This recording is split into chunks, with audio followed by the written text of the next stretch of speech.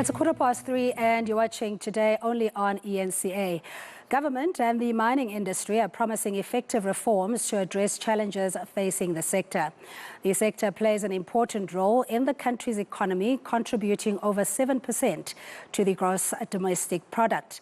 Now, at the Mining Indaba in Cape Town this week, experts stress the importance of introducing technologies for the sustainability of the sector, and what role can the mining industry play in fighting youth unemployment? For this and more, I'm joined by Youth Employment Services CEO Ravi Naidoo. Good afternoon to you, Ravi, and thank you so much for joining us. We just come fresh off the Mining Indaba, a lot of deliberation, obviously, the impact that not only international factors have had on the sector, but primarily looking at how the sector can be a key multiplier of employment for young people. How do those discussions pan out?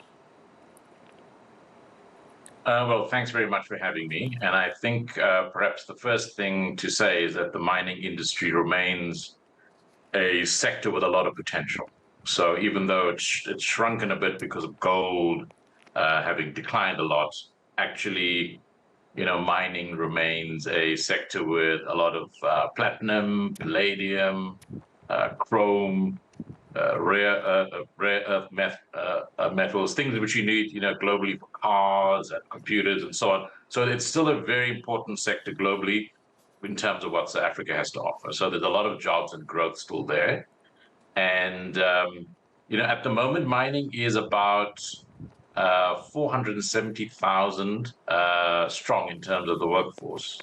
And the thing is, when you look at all the companies that are supplying mining and are indirectly dependent on mining, it's about 2 million people.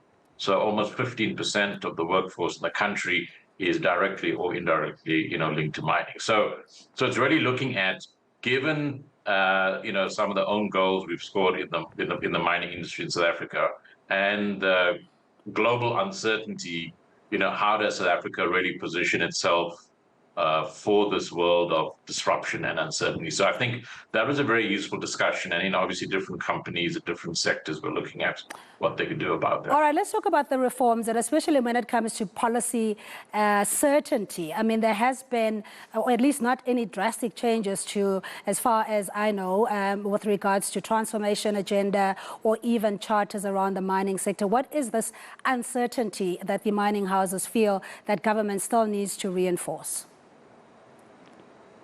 Yeah, so some of those, let's say, environmental issues are very important because, I suppose the thing is, if you take a step back, when a company wants to invest in mining, what influences that decision to invest? Because the more investment decisions we get, the more pro-investment decisions we get in any sector in South Africa, the better it is for jobs. Because when you invest, then there's more growth, there's more jobs out of it. So in mining, 60% of the decision is really about, is there mining potential stuff in the ground in the country? And that is a big thing. But 40% would be things like administration and regulation. So we know that, and the president touched on this in the SONA, that obviously load shedding has been a huge problem because you've got to process a lot of things with electricity. So mining has had to put in a lot of its own electricity programs. And in fact, they've put in about 5,000 megawatts from their own investment. So I think that's helping. But obviously, it remains a big challenge for the economy as a whole. The second thing that's really important for mining, probably even more than electricity load shedding now, is the problem with freight rail. And you got to move bulk minerals on the tracks, not on the roads. And so the railways and the ports are probably the biggest issue that's impacted mining in this last year. And that, I have to say, is one of the issues that needs a lot of attention. The third, which has been a historical issue, and the government would still need to work a lot on this, is just the mining licenses.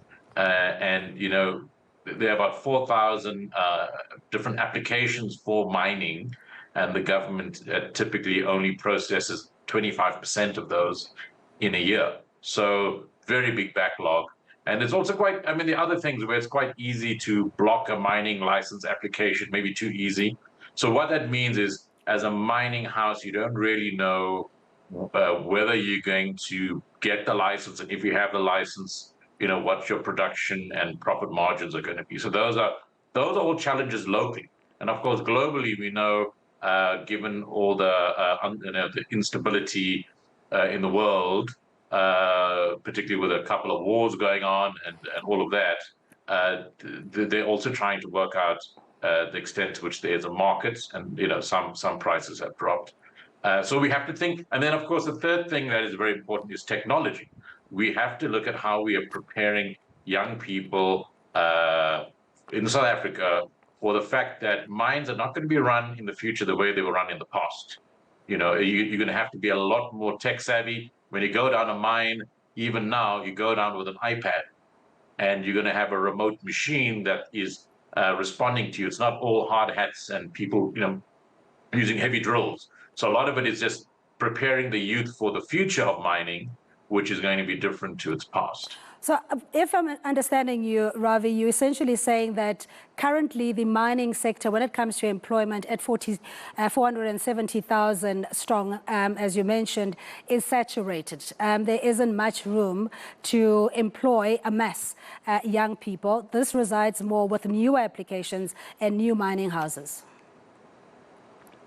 Yeah. So at the moment, if we don't have new mining, then we can only expect mining employment to be less, because every mine is going to need less, labor, because there's going to be more technology. If we want to keep the jobs the same or to expand it, we have to do two things.